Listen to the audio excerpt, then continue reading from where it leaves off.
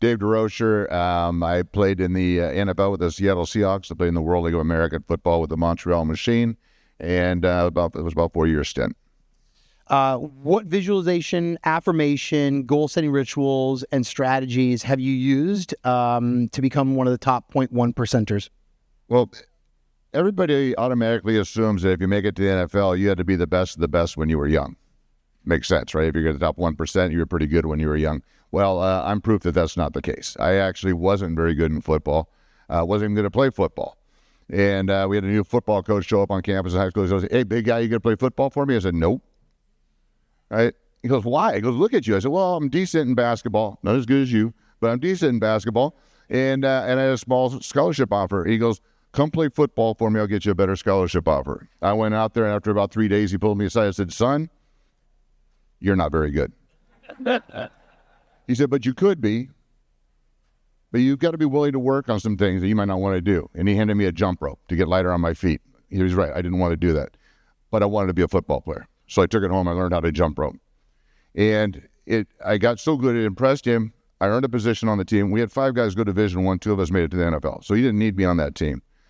But what it taught me was, if I'm willing to do the little things no one else wants to do, and I do them better than expected, more than expected, and quicker than expected, that I can achieve greatness.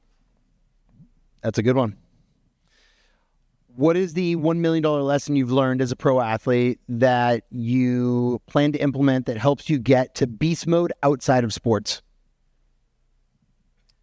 Well, I've always been successful, whether get to the highest level in sport, but then I was also very successful in business. I, for 20 years, was a financial advisor. I also have my side card in case you have another side gig. And I had no acting experience at all, but I was in movies and commercials.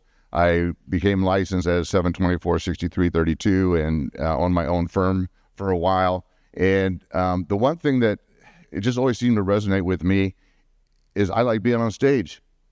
I like to be recognized as the best in my field.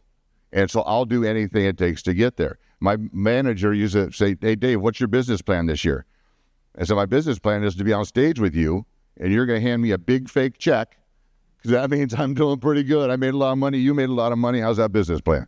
So, that's just what I do. I love to overachieve. I love to, set myself apart by, doing whatever it takes. Awesome. What is the most costly financial mistake you've made to be able to show other pro athletes potentially on how to avoid those mistakes? Trusting others without doing your own due diligence. And that it's always the toughest when you come up, with a friend or somebody you've known for a long time, that what they're telling you sounds great. And, I've learned to take every opportunity as a business. And I always tell them, "Hey, don't be offended, but I'm going to actually read this and might have some questions, and we might have some uncomfortable conversations. But I'd rather have an uncomfortable conversation than lose a friend or lose my money." If somebody wants to be the 0.1 percenter in their field, how can they outcompete everybody around them, be more disciplined, run circles around others, and be the best version of themselves? Well, kind of the philosophy that I take, and even when you ask me to do this, or I get invited to do things, is I enter everything in with a purpose and not an agenda. Whenever we walk in with an agenda, it's about us. And what am I going to get out of doing this? I have no agenda by being here today. I just thought, hey, well, first of all, you're cool. And I know that everything you do is purposeful. And so by being of purpose and creating relationships, I'm building my network, and it increases every day. And I may not do business with the person across from me, but people hate to be sold. And I'm a good salesman, so I got to be at the top in my business. If I look at you and I see a dollar sign over your head, I've already lost. But if I build a relationship with you, we're going to do stuff, and I'm going to do stuff with everybody that you know. And it goes back, it's mutual. So I just try to create value and try to create my network and bring value to others. Thanks for being here. Of course, man. Appreciate you. Yeah. You guys want to give them a round of applause?